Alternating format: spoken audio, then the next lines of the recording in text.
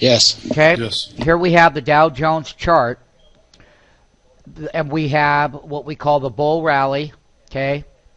We have the first contraction pullback from that summer rally over here. It started over here, and then it came down and tested it. On 627, you rallied up. You pulled back, you tested the daily moving averages, and the public came right back in thinking that that was going to be the bottom, and off to the races they were going to go, only to find it many lower lows. And that the highs were being sold right across here at each high, could not get back above. Each one selling into the moving averages. Today, the debt ceiling was great.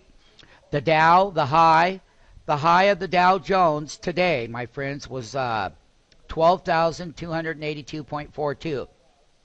It opened at 12,144. Right when it opened at 12,144, it raced right up on that debt selling. Sell short the news below all key daily moving averages.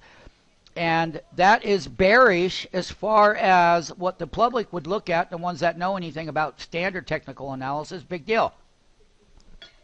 The move and the reversal happened up here. By the time that we got to the daily sales signal, you're putting a low in the Dow today at 12,039 versus the confirmation reversal up here at 12,679. You do the math. Over 600 Dow points went by. We have been shorting every intraday highs down. Top down trade has been put in. Bottom up volatility, top down volatility has increased significantly. In pre-market, we talked about how to buy the rumor, sell the news, how the earnings season has played out, how the GDP on Friday was discounted short-term at 200-day moving average on the S&P at 1.3%. Not only that, we have had the big bull gap this morning, and it was all about selling down. Now, this is going to be the first time that the Dow gets down here. You can see the volatility, 282 down to 12,039 intraday. About selling that, selling the highs, and equities are all way off their highs. They gapped up, and it was all about how to sell short, pre-market, artificial gaps. How we showed a complete gap open history this morning in the NYSE on the gap open up. Not only did we do that in pre-market, it's live. You can see it on the stockmarketfunding.com homepage. All the gap opens up. This column right here was your gap open up. That's your gap open down. See, that's what only gapped open down. But you can see the gap open downs have gotten a lot worse. The gap open up, now this is NASDAQ. The gap open up, that was your number of the opening gaps. Okay? And you can see the range on price line.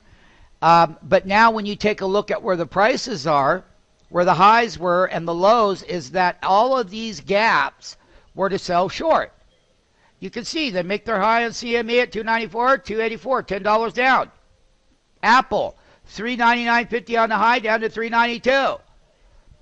Win, 158.27 down to 153.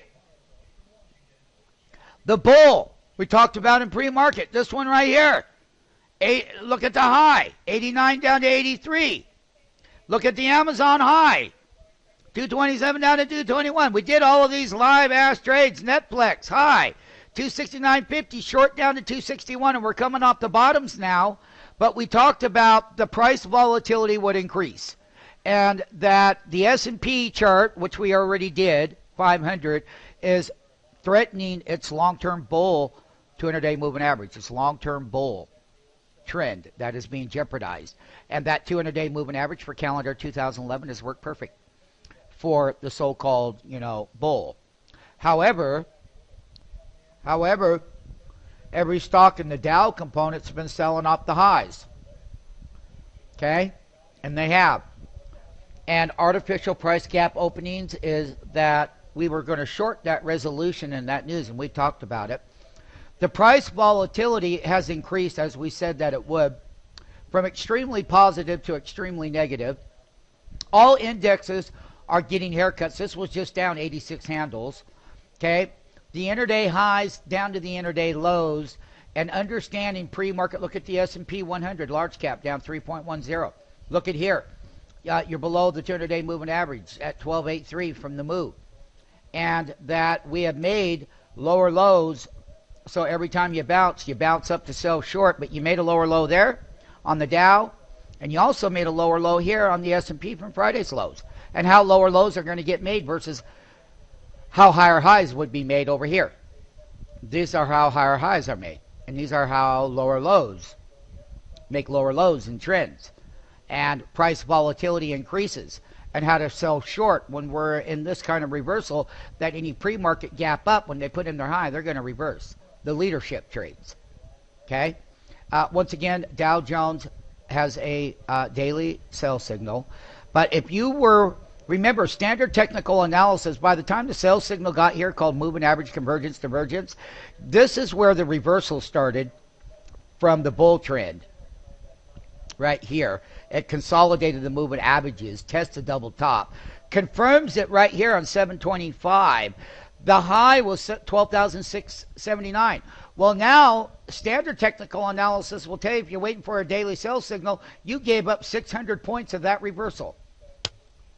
And vice versa on the S&P, same thing. You get to a daily sell signal, I already did it, but you missed the reversal was confirmed right here. Yeah, at 1338. By the time it tells you to start selling, hell, you're down here at the lows of 1280. That's not how business is done here. You know it. They lag. Our platform does not. Once again, buy the rumor, sell the news. Buy the rumor, sell the news.